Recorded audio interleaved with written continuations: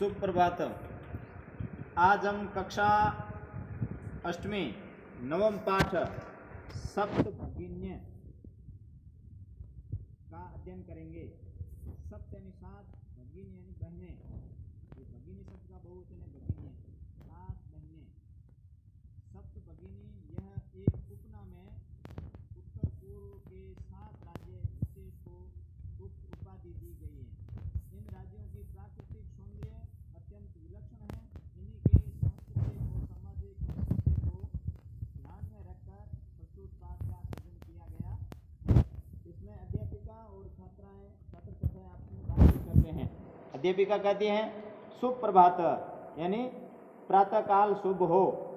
छात्राएं बोलती हैं सुप्रभात सुप्रभात यानी आपस में सुप्रभात कह करके अभिनंदन करते हैं। सुप्रभात सुप्रभात।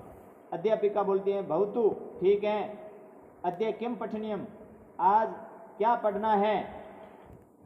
छात्राएं कहती हैं वयम सर्वे स्वदेशस्य राज्यानां विषय ज्ञातुम इच्छामः।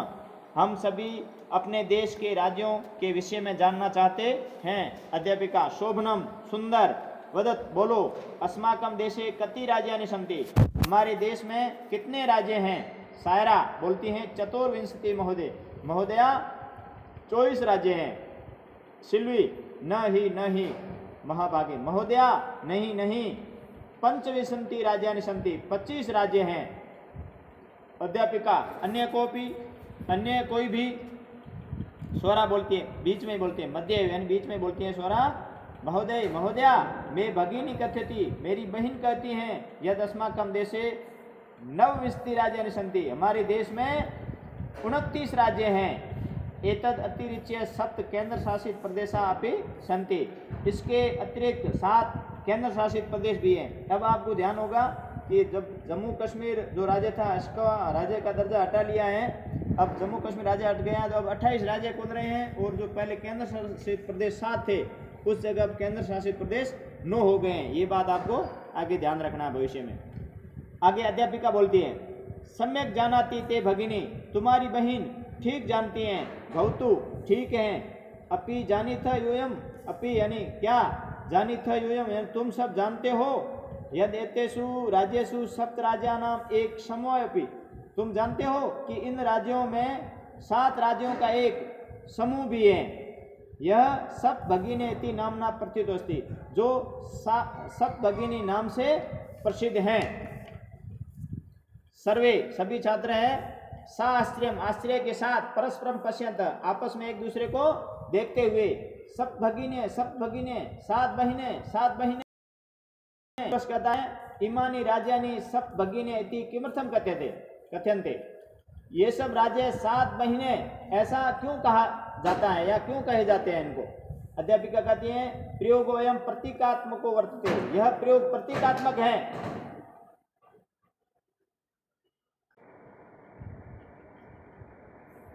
यह प्रयोग प्रतीकात्मक है। कदाचित सामाजिक सांस्कृतिक परिदृश्यानां साम्यात् यानी किसी समय सामाजिक और सांस्कृतिक परिदृश्य की समानता के कारण इमानी उक्त उपाधि न प्रस्थानी यानी ये उक्त उपाधि से प्रसिद्ध हुए। समीक्षा कौतूहलम में न खलु शांतिम गच्छति। मेरे मन की जिज्ञासा शांत नहीं हो रही है। श्राव्यतु तावत यत् कानि तानि राज्यानि सुनाइए तब वह यह कौन कौन से राज्य हैं। अध्यापिका सुनो तो सुनिए। अद्वयम मत्रयम चैव न त्रियुक्त तथा द्वयम 7 राज्य समूह अयम भगिनी सप्तकम मतम।